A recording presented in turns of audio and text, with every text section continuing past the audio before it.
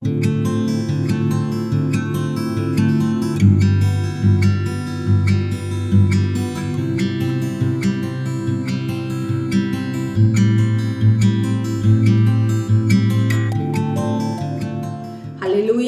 அதிகாலையில் நாம் பரிசுத்தரின் வார்த்தையை நாம் தியானிக்க இருக்கிறோம். இந்த நாளிலே கூட வெளிப்படுத்தின விசேஷம் 1வது அதிகாரம் 4வது வசனம். யோவான் ஆசியாவில் உள்ள 7 சபைகளுக்கும் எழுதுகிறதாவது, இருக்கிறவரும் இருந்தவரும் வருகிறவருமானவராலும் அவருடைய சிங்காசனத்திற்கு முன்பாக இருக்கிற 7 ஆவிகளாலும். ஆம் தேவ ஜனமே, நம்முடைய தேவன் வருகிற தேவனாய் இருக்கிறார்.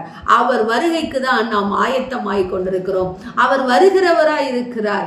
இதோ சிறு வயதிலிருந்தே, ஒரு குறிப்பிட்ட காலங்கள், ஒரு 14 வயதிலிருந்தே வெளிநாட்டுக்கு ஒரு வேலைக்கு சென்ற ஒரு மகன் 40 வயதிலே திரும்பி வரும் பொழுது அந்த பெற்றோர்கள் எப்படி எதிர்பார்ப்போடு, என் மகனுக்கு எப்படி முடி வளர்ந்திருக்கும், என் மகன் எப்படி இருப்பான், அவன் சரீர அவயங்கள் எப்படி இருக்கும், அவனுடைய முக தோற்றங்கள் எப்படி இருக்கும் என்று சொல்லி அவனுடைய வருகைக்காக அந்த ஏர்போர்ட் வாசலிலே அவர்கள் காத்து கொண்டிருக்கிறதை நாம் நினைத்து கொள்ளுவோமே.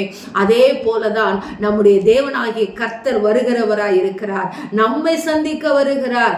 அவர் ஆள் தோற்றத்தை மாற்றி அல்ல, அவர் எல்லா குணங்களையும் மாற்றி அல்ல, மனிதன் மாத்திரமே இதோ எல்லா சூழ்நிலையும் வளர்கிறவனாய் இருக்கிறான். நாம் ஆராதிக்கிற தேவன் நித்திய ஜீவனுள்ள தேவனாய் இருக்கிறார். அவர் நம்மை எப்படி இந்த உலக தோற்றத்திற்கு முன்பாக நம்மை தெரிந்து கொண்டாரோ, அது போலவே இந்த உலகத்தின் முடிவின் நாளிலே நம்மை நியாயம் தீர்க்கிற அவர் வருகிறவராய் இருக்கிறார். தேவ ஜனமே, அந்த வருகைக்கு நாம் எப்படி ஆயத்தமாய் இருக்கிறோம்? இன்றைக்கு அநேகர் அவருடைய வருகையை அற்பமாய் பேசுகிறதை நாம் பார்க்கிறோம். தேவ ஜனமே, நீங்களும் அப்படிப்பட்டவர்களாய் இல்லாதபடிக்கு தேவனுடைய வருகைக்கு காத்திருக்கிறவர்களாய் இருங்கள். வருகைக்கு எப்படி காத்திருக்க வேண்டும் தெரியுமா? ஆவலோடு. எப்படி இதோ 40 வயதிலே ஒரு மகன் வருவதை காண பெற்றோர்கள் காத்திருக்கிறார்களோ, ஆயத்தமாக நாம் காத்திருக்க வேண்டும். இதோ நம்மளுடைய கிரியைகளின்படியாக அவருக்கு நாம் காத்திருக்கிற வேண்டும். நியாய தீர்ப்பு கொடுக்க நம் தேவனாகிய கர்த்தர் வருகிறார் என்பதை நாம் மறந்துவிடக் கூடாது. அநேகர் சொல்லிக் கொண்டிருக்கிறார்கள், இது முட்டாள்தனமான காரியம் என்று சொல்லி. முட்டாள்தனமான காரியம் அல்ல. நோவா பேழை செய்து முடித்து ஜலப்பிரவாகம் வரும் மட்டும் ஜனங்கள் நோவாவை கேலி செய்து கொண்டுதான் இருந்தார்கள்.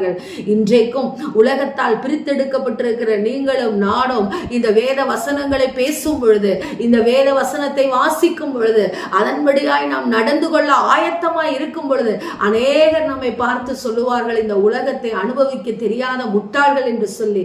அவர்களை குறித்து நீங்கள் யோசிக்காதபடிக்கு, நோவா எப்படி தன் காலத்திலே பேழையை செய்தானோ, உத்தமனாய் இருந்தானோ, அதுபோல நீங்களும் உங்களுடைய ஆலயம் என்ற பேழையை நீங்கள் கட்டி எழுப்புங்கள். ஏன் தெரியுமா? உங்கள் சரீரம் என்ற ஆலயமாகிய பேழையை நீங்கள் கட்டி எழுப்புங்கள். தேவனுடைய வருகைக்கு நீங்கள் ஆயத்தமாய் இருங்கள். தேவ ஜனமே, அவர் வருகிறார். அவர் வருகிறார் என்பதை மாத்திரம் நீங்கள் மறந்து விடாதீர்கள். அவர் வருகிறவராயும் இருக்கிறார் என்ற பயத்தோடு இதோ இந்த நாளை தொடங்குங்கள். வசனத்தின்படியாய் வாழுங்கள். நிச்சயம் கர்த்தர் நம்மை ஆசீர்வதிப்பார். ஆமென். ஸ்தோத்திரம். எங்களை நேசிக்கிற எங்கள் நல்ல தகப்பனே, நீர் வருகிறவர் என்பதை விசுவாசித்து இந்த நாளை தொடங்குகிறோம். அநேகர் சொல்லுகிறது போல, அப்பா நாங்களும் அப்பா உம்மை மறுதலித்து விட்டு செல்லாதபடி காண்டவரே, நீர் வருகிறவர் என்ற பயத்தோடு நாங்கள் வாழ கர்த்தர் கிருபை கொடுங்க. நாங்கள் செய்கிற ஒவ்வொரு காரியத்திற்கும் நீர் நியாயத்தீர்ப்பு நாளிலே ராஜா கணக்கு நாங்கள் ஒப்புவிக்க வேண்டும் என்ற பயத்தோடு இருக்க கர்த்தர் கிருபை கொடுங்க. நீர் வருகிறவர் என்பதை நாங்கள் விசுவாசிக்கிறோம். நல்ல பிதாவே, ஆமென்.